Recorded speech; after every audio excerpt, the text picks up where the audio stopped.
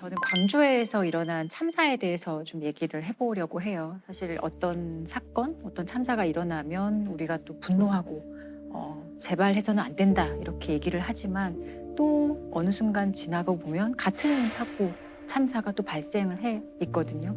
이런 것들이 사실 사람의 목숨을 돈 몇 푼에 바꾸는 그런 안일한 생각에서 비롯된 파렴치한 범죄인데요. 광주 붕괴 참사에 대해서 오늘 얘기를 좀 해보려고 합니다. 2021년 6월 9일 오후 4시 22분에 발생한 사건이고요. 합동 재개발 구역이 있고 이제 그 재개발하기 위해서 건물을 철거하는 현장이었는데 지하 1층, 지상 5층짜리의 건물을 이제 해체하는 과정에서 건물이 한순간에 버스 정류장에 정차 중이던 54번 시내버스를 사실 그대로 덮쳤어요. 아이고. 평온했던 수요일 오후 광주광역시 동구 학동의 버스 정류장. 54번 시내버스는 여느 때처럼 천천히 정류장에 들어섰습니다. 그 순간 오른쪽에 서 있던 5층 건물이 기우는가 싶더니 와르르 순식간에 도로를 덮칩니다. 이 사고로 9명이 숨졌고 8명이 크게 다쳤습니다.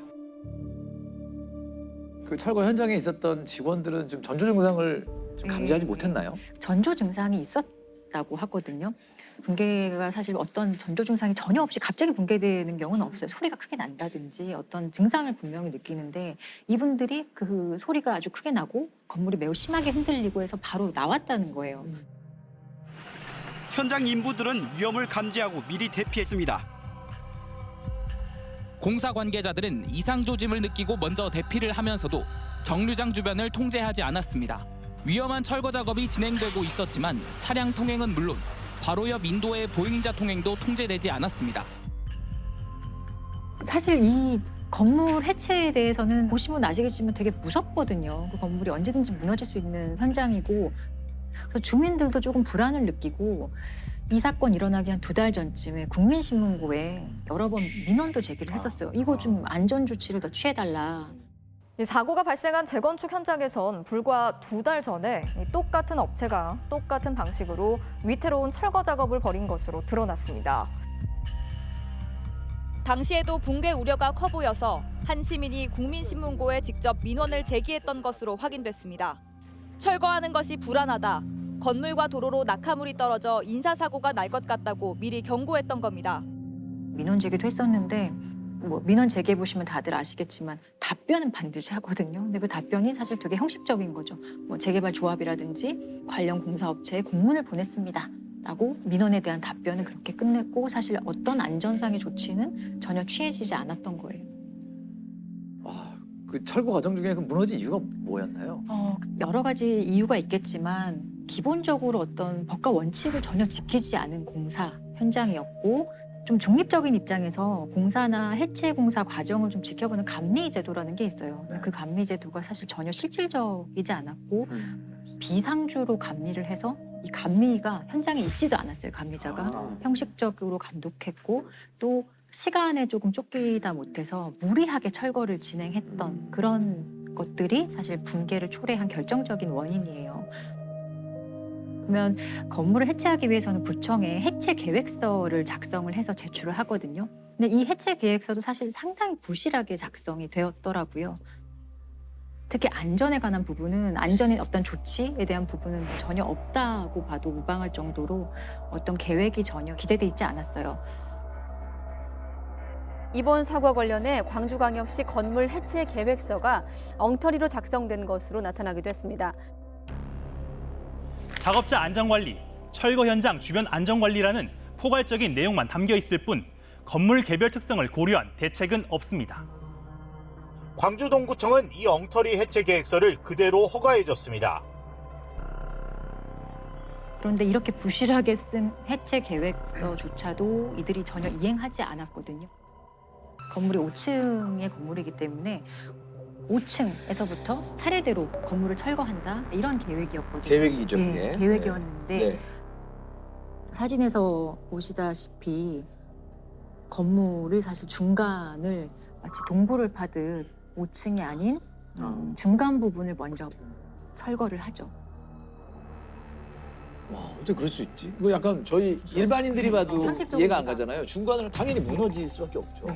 철거하는 과정에 이 굴착기라는 게 이제 사용이 되는데 이 굴착기가 높은 상층부를 제대로 철거하기 위해서는 원래는 팔이 긴 길이를 가진 롱붐이라는 굴착기를 사용해야 되는데 비용의 문제로 팔이 짧은 굴착기를 사용을 하게 된 거죠. 이 굴착기의 팔 길이는 10m.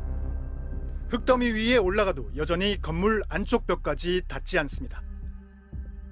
닿지를 않기 때문에 이 굴착기가 옆에 올라가기 위해서는 조금 이렇게 성토 작업이라 그래서 네. 이제 흙더미 같은 걸로 건물 높이와 비슷하게 올라갈 수 있는 성토체를 만들거든요. 이 사람들이 더 성토체의 높이를 더 높이 쌓았던 거예요. 네. 원래 계획은 이렇지 않았습니다. 건물과 멀리 떨어진 곳에 흙을 쌓고 30m짜리 굴착기가 멀리서 위층부터 차례로 철거하라고 돼 있습니다. 이 방법으로 하면 건물 벽에 기대 흙더미를 쌓을 필요도 없습니다. 그러면 이 성토체가 사실 건물에 행해지는 압력이 더 높을 수밖에 없었고 또 주변에 이게 먼지가 많이 나잖아요. 먼지를 좀 줄이라 뭐 이런 얘기도 있었고 해서 살수 작업을 매우 과도하게 그날 합니다. 당시 굴삭기 운전자는 경찰 조사에서 시공자의 지시에 따라 평소보다 2배 많은 물을 뿌렸다고 진술한 것으로 알려졌습니다.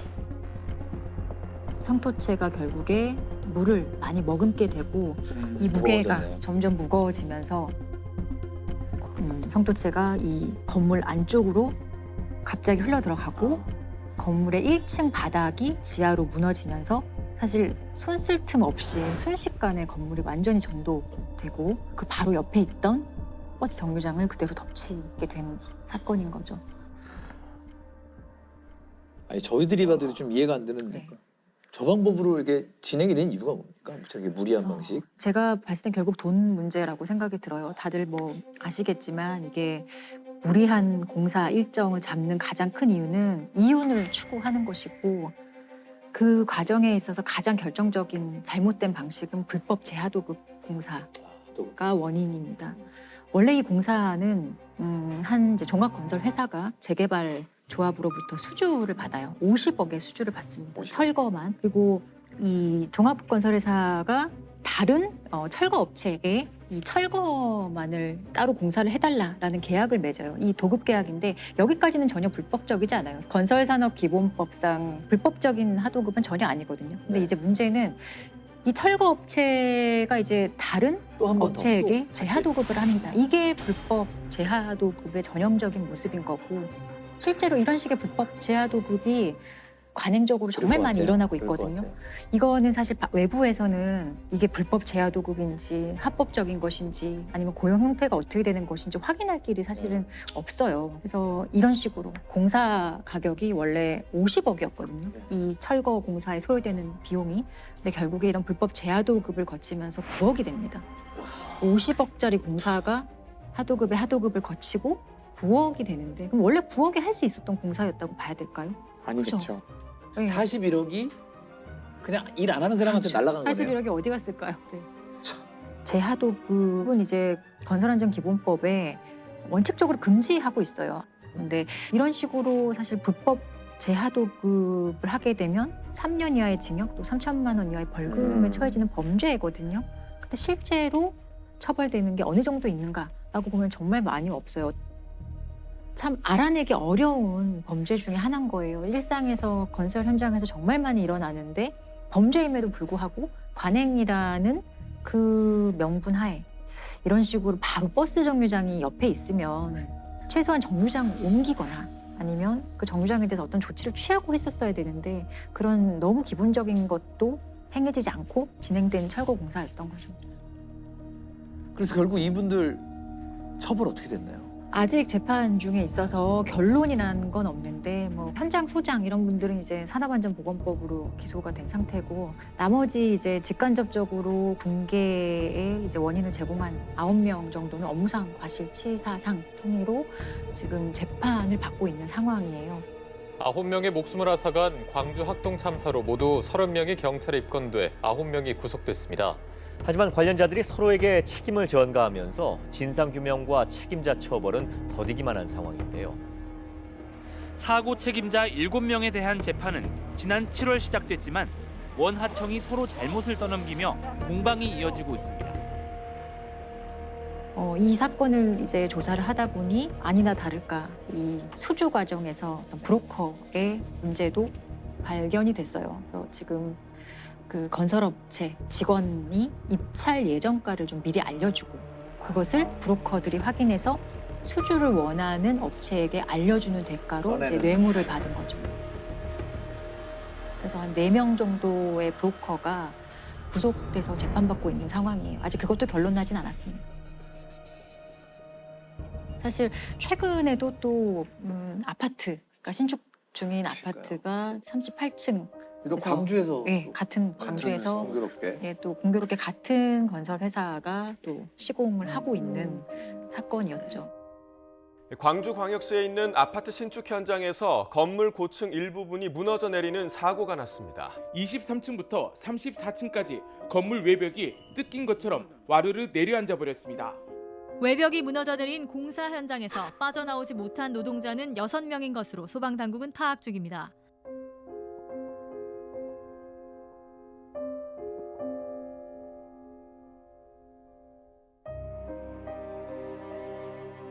이게 아이러니하게도 학동참사방지법이 통과되는 날, 맞아요. 그날 네. 사건이 났어요. 예. 광주시에서 이 아파트 붕괴 사고가 있었던 날 건축물 관리법 개정안, 일명 학동참사 방지 법안이 또 갑자기 국회 본회의를 통과합니다.